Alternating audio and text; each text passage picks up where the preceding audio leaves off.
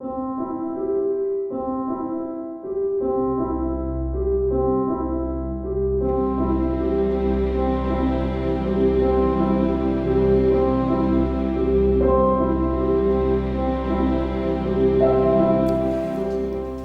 few years ago, there was a tragedy in Tennessee.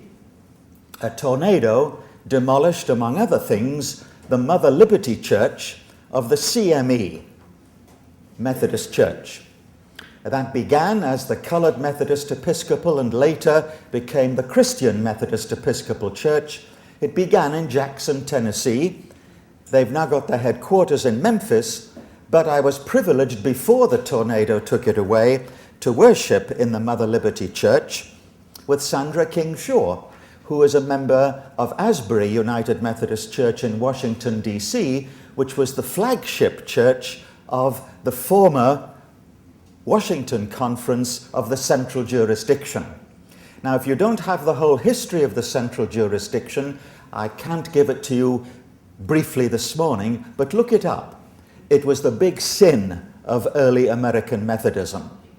To put, when we got together again after the division of 1844 over slavery between North and South, it was agreed that the price exacted for this reunion in 1939 was that all of the African American churches should be put into a separate jurisdiction. And to disguise the racism of that, the rest of us were put into jurisdictions as well, geographically. Of course, 30 years later, oops, that was a mistake. We abolished the central jurisdiction, but we didn't abolish the other jurisdictions. And that may be something that needs to be attended to, because it has regionalized our church unnecessarily. But that was the history of all of that. It was racial. And therefore, to be in a church dedicated to one of the African American denominations was a great privilege. Then, I want to read for you something from 1803. It concerns Methodism in Gibraltar. Now, you may not know about Gibraltar, but it is in fact a fortress at the mouth of the Mediterranean Sea on the southern tip of Spain. And this goes all the way back to the times when the British were at war with other countries in Europe and established a garrison there. As part of the garrison, you had Methodist soldiers who were there. And on May the 26th, 1803, Lieutenant Colonel Ramsay, the commanding officer of the Queen's Regiment in Gibraltar, posted this announcement. It having been observed that a great number of the men are constantly attending Methodist meetings and have induced the youngest boys of the regiment to do the same, Lieutenant Colonel Ramsay is determined to put a stop to it. It will therefore be considered as a standing order of the regiment that no man will ever attempt to preach or attend Methodist meetings or induce others to do the same under penalty of being tried for disobedience of orders unless a particular permit is granted by the commanding officer. Well, they continued to go to Methodist meetings. And on June 11, 1803, 5 of the Methodists were arrested and court-martialed, one of whom was only 14 years old. Now listen to this. All were found guilty and sentenced to 500 lashes. The 2 who were non-commissioned officers were reduced to the ranks, and that same night received 200 lashes. The remaining sentences were suspended on condition they did not attend another meeting. Methodism was born very often in suffering. And the question comes back to us of ecclesiola in ecclesia, little church in the big church, small groups committed to a disciplined discipleship over against a large, inclusive church. So the issue for us is not how do we replicate all of this. My goodness, 500 lashes would thin our ranks wondrously. But the fact of the matter is that we are here today and we cannot go back to early Methodism and say, ooh, that must have worked well, let's do it again. You cannot do that. We now have a large inclusive church. We have histories of suffering. We have histories of prejudice. But the fact of the matter is that if we're to really learn from our Methodist forebears, we cannot simply do it through small groups. Now, to their great credit, both Cheryl and David yesterday shared with us candidly that they're facing difficulties in their respective traditions in Methodism.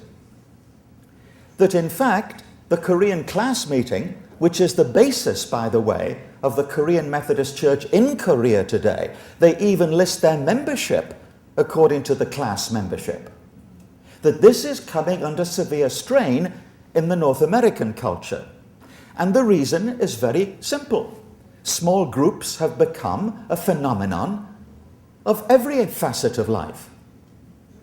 You have companies that put their employees into small groups to make them more amenable to company policy.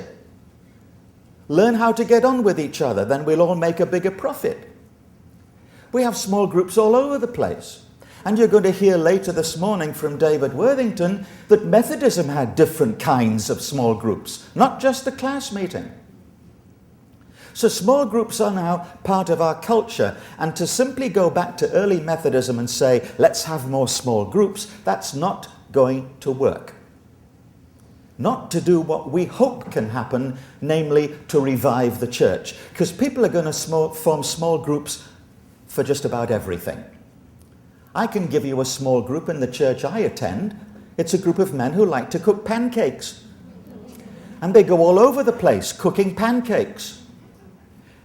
When I was at West End Church, a church of 2,300 members, I even got the men from this small church to come and cook pancakes for this big church. And the big church loved it. So, if you want to have a small group, cook pancakes. People will get on better, you see, once they get to know each other. So we cannot simply go back to early Methodism, pick something that appeared to work, and bring it into our structure without doing a minimum of homework. The word for this is called traditioning. It's a vowel. Okay? And what it means is doing something that looks at the past, brings it into the present, and then reworks it for the present. And that's what I think we're about here. Because what we can learn from early Methodism is not small groups. It is leadership. And the leadership that we can find in early Methodism, as I've tried to argue, is that it helped them to form Christian disciples. There were two main strands of early Methodist leadership. There were the stewards. And basically today we would describe them as the people who ran the place. They were the people in charge of making sure that these societies worked. But the class leaders were there to make sure that people who belonged to early Methodist societies were formed as Christian disciples. That's what we're looking at here. And what we learned yesterday in the two presentations is that that's exactly what gave early Methodism its disciplined approach to discipleship. Our problem today is, and any pastor will tell you this immediately, how do I keep this large family somehow working together? Especially a large family that's going to have different theologies. It's going to have different personalities. It's going to have different tasks. And of course, every year, how on earth are we going to finance all of this? So, what I want to do this morning is to take what we looked at yesterday and what we heard in the two presentations from Cheryl and David, and what I'm sure we're going to hear when those are coming here this morning from other congregations will tell us how they are using these sort of principles. How do we find the leaders today that will help to form Christian disciples? Which, of course, as I mentioned earlier, is the foundation of who we are. And by the way, just to give you an update, I had to hightail it back to Murfreesboro yesterday afternoon to consult a foundational expert. His card indicates that he likes to excavate. Well, we had a look, and sure enough, he recommended another sump pump. So just to let you know that I know what I'm talking about when we're talking about foundations. I even went underground with him. That surprised him, actually, because there's only 3 feet of headroom. And you've got to ease yourself in, and then you've got to crouch down. And since he was a much younger man than I, it was comforting when he said that his knees were going before mine did. Well, patterns of congregational leadership, if you'd like to follow the handy-dandy handout. Let's begin with what the book of Discipline says about pastoral leaders. The ministry of all Christians is shaped by the teachings of Jesus, and the handing on of these teachings is entrusted to leaders who are gifted and called by God to appointed office in the church. Some apostles, some prophets, some evangelists, some pastors and teachers, to equip the saints for the work of ministry, for the building up of the body of Christ. For these persons to lead the church effectively, they must embody the teachings of Jesus in servant ministries and leadership. I've been arguing, let me argue again, that what we badly need today is a concept of leadership in ministry that gives equal weight and equal authority and equal recognition to clergy and laity alike.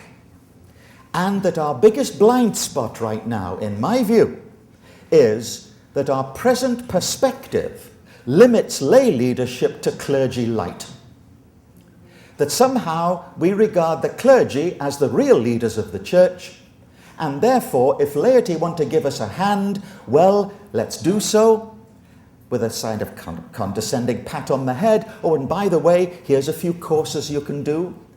And by the way, here is how you can be a more effective leader, but essentially leaving the clergy completely in charge. Now, we had a Reformation 500 years ago to get rid of that.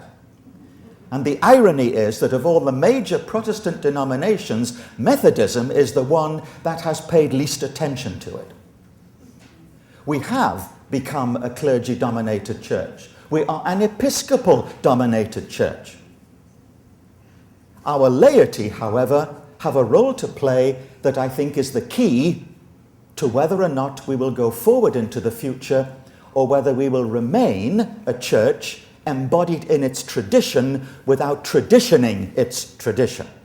And that, of course, produces nothing but nostalgia. And my goodness me, what a lot of nostalgia we have going around today. Wouldn't it be nice if, I call it daydream discipleship. Wouldn't it be nice if we could do this? And I don't know of a single pastor who doesn't begin to salivate over the thought of all his or her people being in nice little obedient groups doing exactly what they say and what they want. That's never going to happen. And certainly it won't happen without good lay leadership that complements the leadership of the clergy. Remember the distinction I gave you yesterday. Clergy are called to preach and teach the gospel, period. Now, it's not all they do, but that's their calling and that's their role. The laity are called to lead the church in living it out in the world, what we call discipleship. And that leadership has to come from the laity, simply because they're the ones who are living in the world. Now, I don't mean to imply by that clergy are not living in the world, but they're certainly not living in the world the same way the laity are. As I said yesterday, a church office on a Monday morning is a very different place from where most laity clock in for work. And how do you make ethical decisions? How do you make moral decisions? How do you make decisions that imply God's justice from the safety of a church office? Well, of course, you write a sermon, or you write a paper, or you theorize about it. But until you get out and have to do it, you don't develop leadership. So the complementarity of clergy and lay leadership is that we assign equal roles that complement each other. The clergy in Christian tradition, which we study in great depth, and then living it out in the world, which is where laity develops seasoned leaders. Pastoral leadership, therefore, depends first on congregations and communities of faith, because pastors cannot function without being grounded in the life and work of their people. But on the other hand, the effectiveness of the ministry of the church is always governed by the interaction of congregations with the world. And that's where the laity come in. Now, when we're looking at how it is that pastoral leadership is effective in the life and work of the church, then we have to look at the gifts and grace that God provides us. And the important thing here is a partnership. This is where we really have to go back to square one. We have to remember first that all ordained clergy, elders and deacons and local pastors began their Christian service as laity. And moreover, there are many lay persons with gifts who've made the commitment to various forms of full-time service in the church. But the pressing challenge for us today is, how do we recognize the gifts of pastoral leadership as opposed to programmatic leadership, as opposed to educational leadership? How do we find the gifts that somebody who is a lay person can show other people how to live the Christian life? Now, if we come back again to the book of Discipline, let me read here. Christians experience growth and transition in their spiritual life just as in their physical and emotional life. And while this growth is always a work of grace, it does not occur uniformly. Remember yesterday where Wesley said that the best way to understand the spiritual life is to look at the natural life? Well, when you do that, you know that people do not grow uniformly. Right now, I've got 3 grandsons, one of whom is now taller than I am at age 15. The other 2 are getting there, but the other 2 are almost the same height, even though they're 2 years apart. And I know what's going to happen. The older one will start to sprout a bit more before too long. I've seen them growing at a different rate emotionally. I've seen them at a different pace intellectually. The growth is not uniform. But if we are to grow spiritually, we have to recognize how to encourage that growth. And this is where lay pastoral leadership comes in. There are stages, to go back to the book of Discipline, of spiritual growth and transition. Christian beginnings, Christian birth, Christian growth, and Christian maturity. This is our book of discipline. It's good stuff. No, you don't have to go to the book of discipline just to learn what you've got to do to meet the criteria of the discipline. There are sections in this book of discipline that are profoundly theological. And by the way, you've got that on your handy-dandy handout. The thing is that by recognizing true pastoral leaders, we then understand how they exercise true pastoral power. And they exercise pastoral power by showing their fellow Christians how to live as faithful disciples in the rough and tumble of a sinful world. In a word, the exercise of true pastoral leadership is leadership by example. And you don't need more courses to show a good example. You simply need to do it, and we need to create the space in our congregations to recognize that leadership. And we need the space, my goodness, we need it, at annual conferences to recognize that leadership. Who gets the brownie points at annual conferences? Yeah, you don't need to answer that because we know. What you don't see at annual conference are the lay leadership who, in often very difficult circumstances, are showing how to truly be a Christian disciple in the world and are helping others to do the same. Those are the things we need to lift up, to recognize when pastoral leadership is, in fact, showing people how to grow in the Christian life. So, subheading number 3, sharing pastoral power. We've talked about what this means. Pastoral power is shaping people's lives according to the teachings of Jesus. Where we have the challenge, however, is the extent to which we have allowed our churches to become enculturated. Let me give you 2 words here from the discipline of what the scholars call missiology. Anything with logy on the end, of course, as you know, means knowledge. Theology, knowledge of God. Eschatology, knowledge of the last things, etc., etc. If we're talking here about the culture, there are 2 words for your vocabulary. The first one begins with an I, inculturation. Inculturation is the task of the church in every generation, which is to take the gospel and make it relevant and good news for the culture in which we live.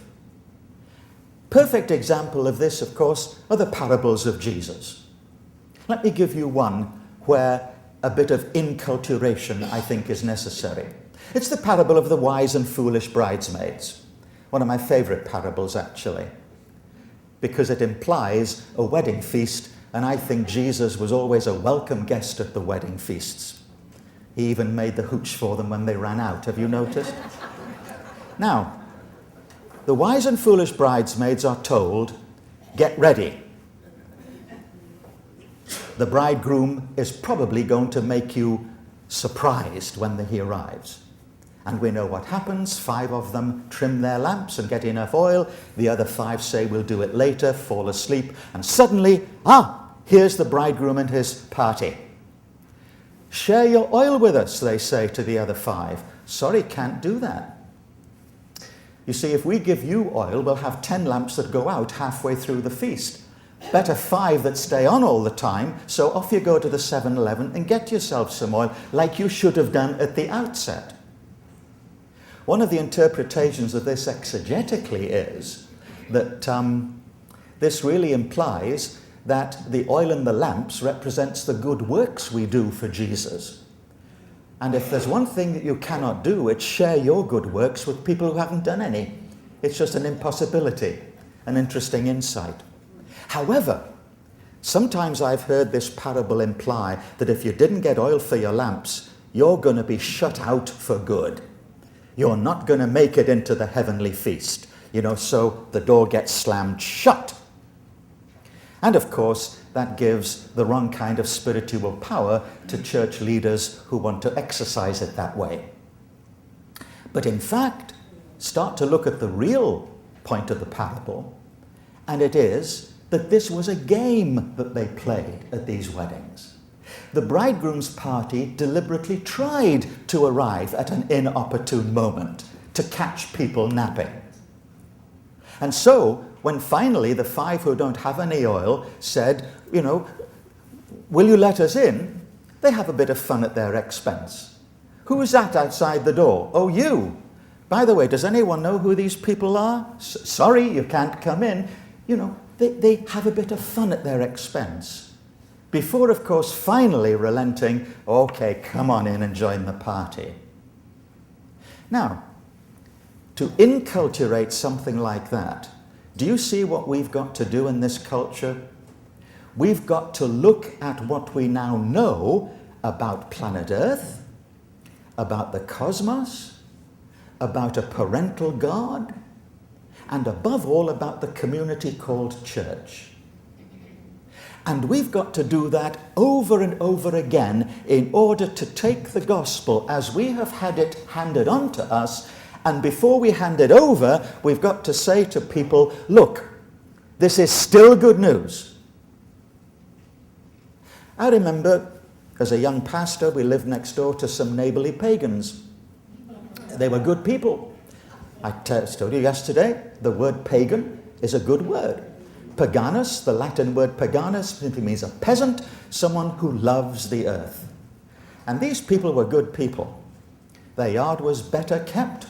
Their dog was more polite in leaving offerings. And they really enjoyed Sunday mornings. Now, we would be getting ready for church, rushed, trying to get the kids ready, turning the air conditioning in the car up to full blast to make sure we evaporated before we got there. And I'd look across and see our neighborly pagan actually enjoying Sunday morning. Right? Having a second cup of coffee, enjoying the Sunday paper, and getting to the restaurant ahead of the rest of us. So you have to ask, wait a minute, who's got it right here? Right? So if we don't have a message that can say to our neighborly pagan, here's some good news, we've got work to do. And that's where our lay leadership comes in, you see. The lay leadership is going to be saying to those of us who have studied these things, wait a minute, can you really make it good news? Because I've got a neighborly pagan here, and what you're telling me from the pulpit isn't much help. Right?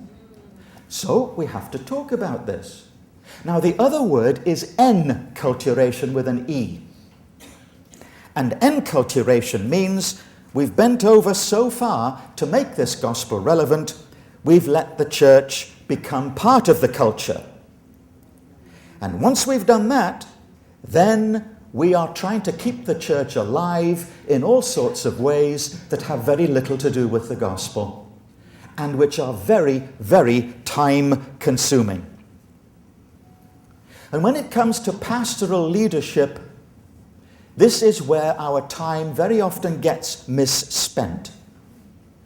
Because if we're trying to keep a whole congregation happy rather than show them how to be formed as Christian disciples, we are going to be held hostage by a few people who have problems, real or imagined, as opposed to a congregation that needs to be shown how to live out the Christian life in the world. You check your timetable. How much time do you spend on the few that need in-depth help as opposed to everyone else? Correct me if I'm wrong when we come to talk about this. My impression is that while we're helping all the people who really, really, really need help with their problems, we're saying to the rest of the congregation, good luck. Do the best you can. Oh, and by the way, we need you on this committee. Oh, and by the way, will you help on the financial drive? And so, where's the Christian formation, you see? Our church has become so much part of the culture that we are in fact trying to keep congregations alive simply as an exercise in community building. With, of course, some preaching thrown in. Oh, and of course, some Bible study thrown in. But there's a good example, Disciple Bible Study. One of the finest Bible studies I think the church has ever produced, of any denomination. But notice the progression. Disciple 1, 34 weeks. How many people, by the way, have either done or have planned it? Well, there you go. The majority of us.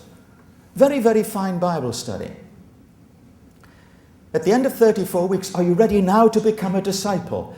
Well, yeah, I think I am, But hey, it was so good meeting with this group.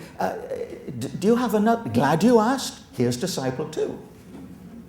Are you ready now to become a Christian disciple? Well, I think so, but glad you asked. Here's disciple 3. Here's disciple 4. And here's disciple on a DVD. In other words, we're constantly putting off the critical question, which is, when are we going to do it? Right? And the best way that we're going to get onto that is not through more studies. It's through simply saying, let's actually do it. Now, the leadership of the clergy here, I've taken a few cheap shots because I am clergy. And maybe we need a few more cheap shots taken at us. though some of the shots that are taken at us are really very much undeserved, as we all know. But in point of fact, what I'm really focusing on here, as you'll have gathered by now, is the ministry of the laity. And to do so in a way that gives them equal recognition.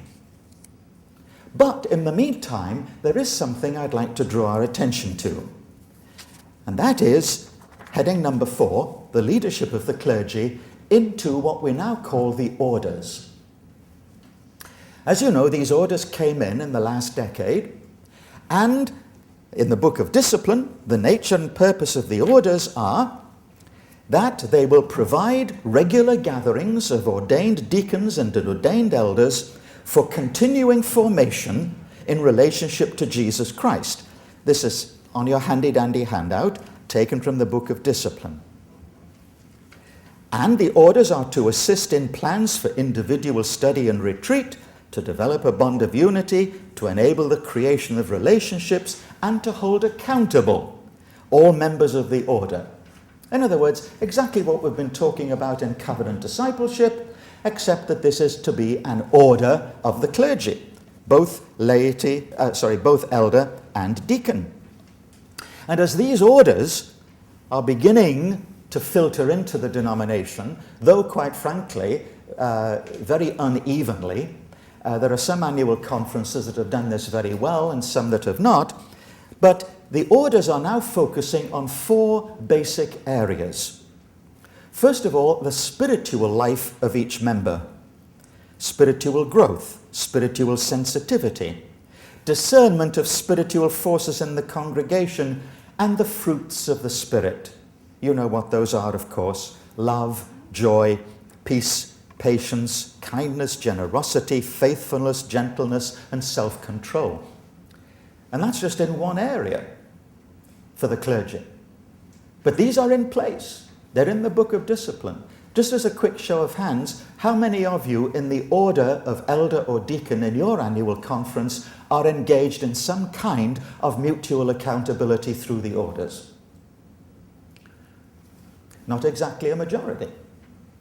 So in fact, we've still got work to do. We've still got work to do. The orders are also focusing on the personal life of each member, openness to others, candor in sharing and receiving criticism, objective assessment of one's strengths and weaknesses, willingness to listen, interpersonal skills, family life, communal and social sensitivities. Be good if those of us who are clergy would have the candor to meet and ask these questions of each other. The professional life of each member, preaching and liturgical skills, sacramental understandings and responsibilities, counseling, leadership in handling conflict, motivating people, expressing the will of a group, and relating to diversity. These are all professional skills. And wouldn't it be good if in all of the orders we met regularly with our peers to talk about these things? And finally, the theological life, ongoing development of biblical, historical, ethical, theological perspectives, relating to Christian doctrine, and the meaning of the gospel in the context of global religions. Now, all of these are on the agenda of the orders. It's been done. The orders are not a means of supervision or evaluation, but rather assessing our life and work in a collegial setting. They're not occasional gatherings to discuss issue of personal or professional concern, and certainly not to focus on mistakes. Local church pastors and church professionals are in the process of forming similar structures. So with the clergy well taken care of, I think we can say, if you want this for the clergy, then beef up the orders. But let me tell you, for 7 years at the close of my ministry, I led a ministry here in Tennessee for both the Tennessee and Memphis Conference entitled the Office of Pastoral Formation.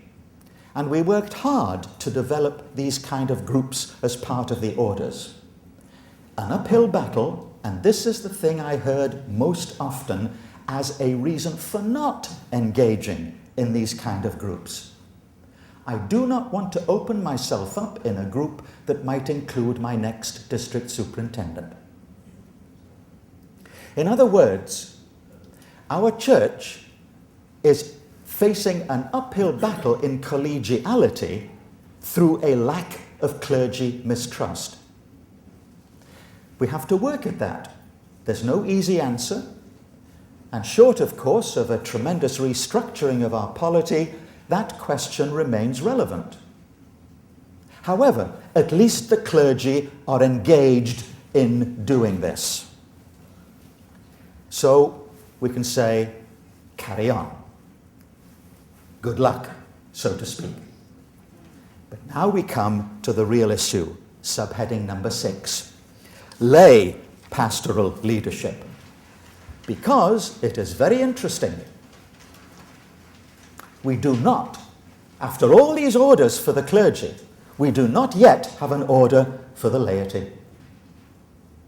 And an order for the laity would be to address precisely what we've been talking about so far. Discerning those laity who are ready to make a more disciplined commitment to their discipleship so that they can give leadership to the church. Now, one of the things that is a constant pitfall here, I've raised it already, let me repeat it, and that is to divide the whole church into small groups. Sometimes we call these shepherding programs, or some similar name. The problem with every shepherding program I've ever come across is, how on earth do we find the shepherds? Because we are hoping that somehow, once again, small groups will provide the answer.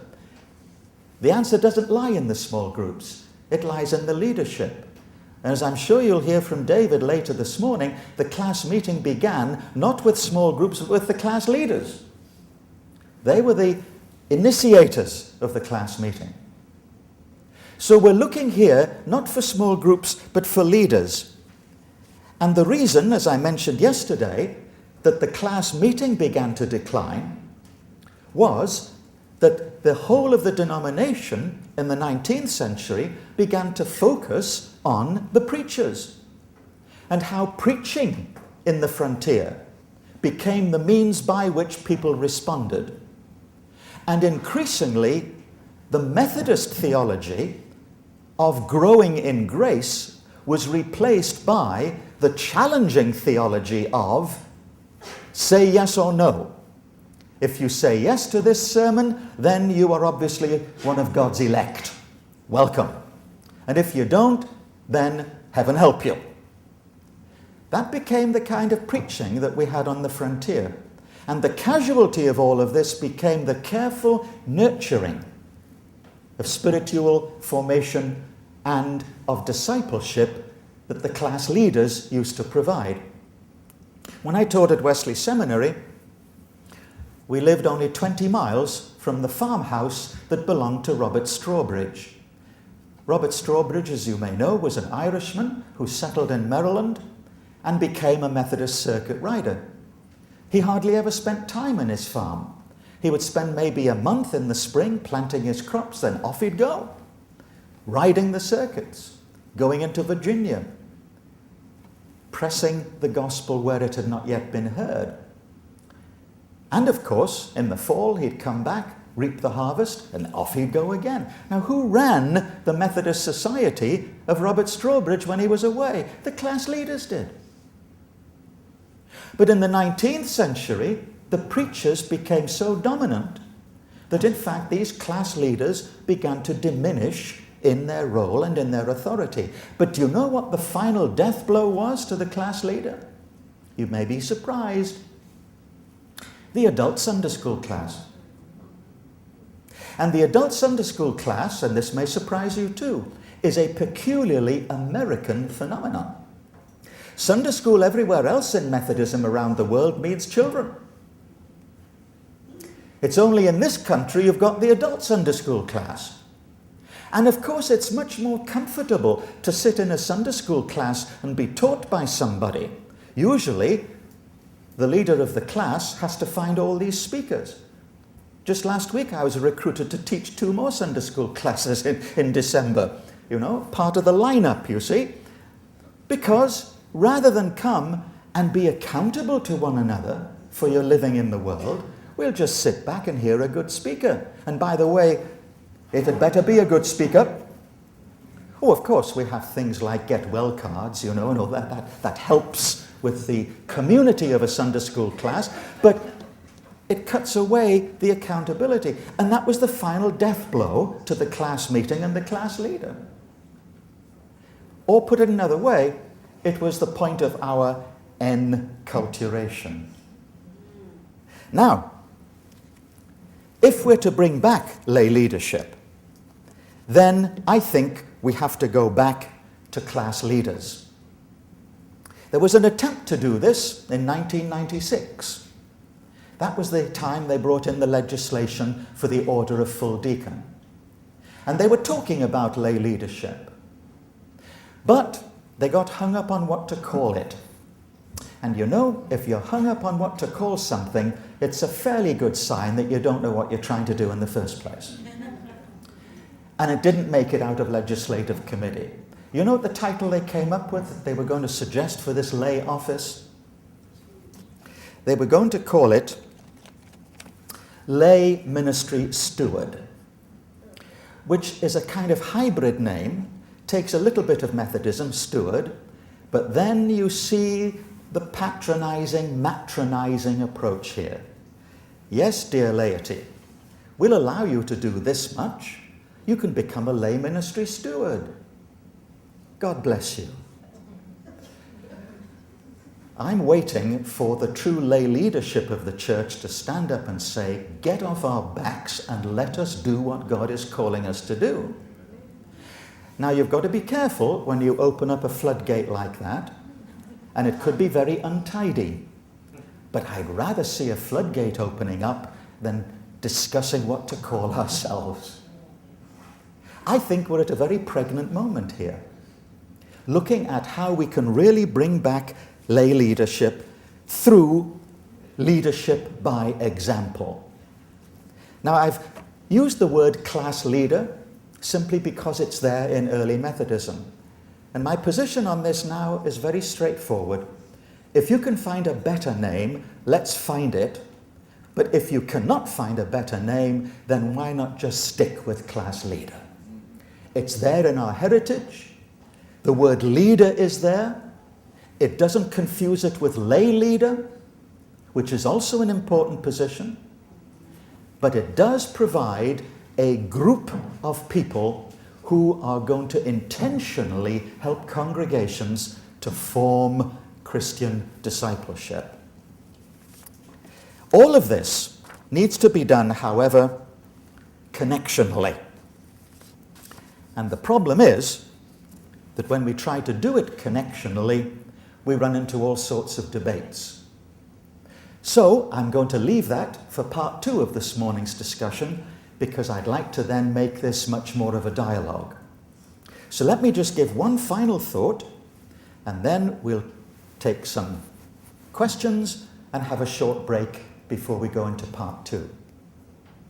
The whole concept of lay leadership, as I mentioned yesterday, is giving equal recognition, not to persons, but to the work of God's grace in our midst. Now, if I was to say to you, well, in fact, let me do it. Let me ask you. Take your time. I'll give you a minute or so.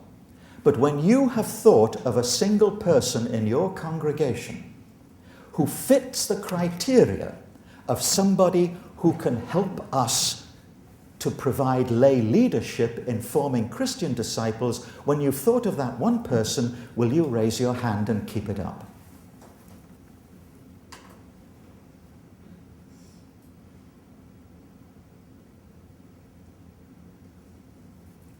Thank you. Didn't take much time, did it? You see, the people are there. They're there. And they've been witnessing and doing their work, in most cases unrecognized, though we still have positions that tend to attract these people. One of them used to be Sunday school teacher. We're losing those people, however, because right now we just try to find a volunteer to do it for a month. But do you remember the Sunday school teachers who did it all year round? And who developed a class around their concept of Christian discipleship? I can remember such a person from my boyhood. His name was George Thomas. He was a retired coal miner. And he had a lesson book. They provided a lesson book. By the way, just one book for the whole year and no books for the class. Well, reading that lesson was painful for George. And it was painful for us.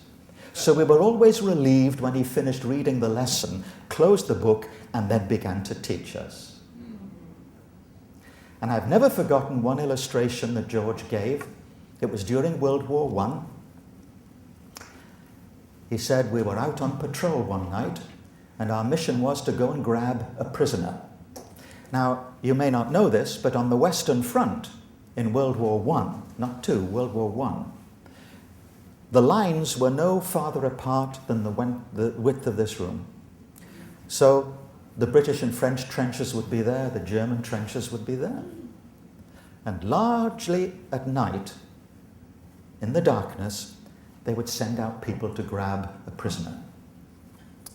No moon. And suddenly, George said, I was confronted with a German. He said, now fortunately, the German spoke English. He said, good evening, my name is Hans. I go to the Lutheran church and I have a wife and 2 children. And George said, well, I go to the Methodist church, I have a wife and 3 children. And Hans said, well then, as 2 fellow Christians, why don't we shake hands, say we never met, and just go back where we came from? Now, I've remembered that across the better part of 60 years. Not the lesson book,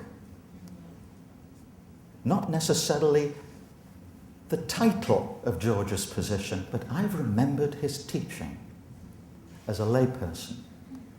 And I think that that is going to be at the heart of what we have to do to bring back this kind of lay leadership into our church. So let me pause there and see if there are any questions for clarification that we can discuss. As you were describing the difference between clergy and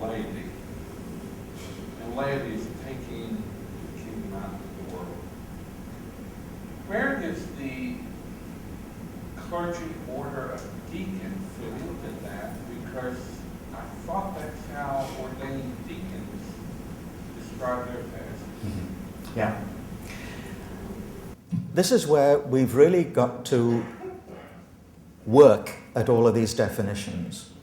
First of all, when I say that clergy are predominantly to teach and preach the gospel, I would add for the order of deacon to preach and teach, and also to give a lead in Christian service. Okay. And the laity to lead in living out the gospel in the world means, in fact, leading on site, so to speak. However, those are not mutually exclusive. Every clergy person needs to, well, the point was raised yesterday about the general rule of discipleship. If you pull out your handy-dandy handout there. And the question was, can this apply to the whole congregation and not just to people who are in covenant discipleship groups or in positions of leadership? And I said, of course. This really can shape the whole congregation. So it's not that we're mutually exclusive, but in seeing our roles, the role of the ordained is primarily to make sure that the gospel is clearly taught and clearly preached, and the role of the deacon in that is to make sure that the way in which we apply the teachings of Jesus is also clearly understood. Now, if you want the people that I think really do this best of all in our church today, it's the church and community workers. Are there any here this morning? Well, I have a very good friend in Lancaster, Pennsylvania, who's a church and community worker. And they are appointed. She happens to be an elder, but there are others that are also deacons. They are all paid the same salary. And they make it a point of honour that they're all paid the same salary. And if you want to look at the work of church and community workers, just go onto the Global Ministries website. Okay? So when you've got Christian service alongside preaching and teaching, and of course, as I said earlier, because clergy have so much training in the gospel, we give them the privilege of the sacraments as well. Okay? However, I'm talking now about what it really means to be in the thick of the world and giving leadership from that position. Because even deacons, even church and community workers are, as it were, lifted out of the world into a position of leadership that is grounded in the church rather than in Christian living in the world. Now, again, let me emphasize, this is not mutually exclusive. I've meddled in church organization quite a lot in my ministry. Yeah. But I've never, since I became ordained, experienced what it means to stand your ground as a Christian where you're actually living. I've talked to corporate lawyers who are bravely trying to withstand that culture and still be faithful Christians. I've talked to politicians doing the same thing, and I gave you an illustration of that yesterday. Teachers in a classroom. People who are working with their hands as craftsmen or labourers. I'll never forget the first class leader I encountered in person. It was when I was a local or lay preacher in England, and I'd been asked to take a midweek prayer meeting, and the people who'd invited me were what were called backsliders. By the way, you might ask the question today, why don't we have backsliders? And I would say, is there anything to backslide from? You know? But it's there in the Methodist hymnal, the 1780 hymnal, you see. And these two were backsliders. They hadn't been to this prayer meeting for 2 years. In fact, looking back, I think I was probably their ticket to get back. They were the ones who'd brought the guest speaker, you see. But they weren't going to get let off the hook. This man was a coal miner, very tall man, but coal miners used to stand stiffly like this to counteract how they used to spend their time below ground. Because even in the 1950s, there were coal miners working on their stomach with a pickaxe from side to side. That was a whole shift they spent like that. Anyway, there he was leading the meeting. He said, "We're very pleased to have this young man here tonight. You're going to bring us the word, aren't you?" And he looked at me in a way that made me feel if I hadn't brought the word, I'd better look out. But then he turned to this couple and he said, "And you two, we've been here every week and we haven't seen you for 2 years. So get yourselves back." Well, I didn't know what was going to happen next. I mean, it was really very blunt. But I looked at this couple and they were beaming with pleasure. Because they'd been missed, but also they were being held accountable. Now, I don't know of a single clergy person who could have said that to them. Right?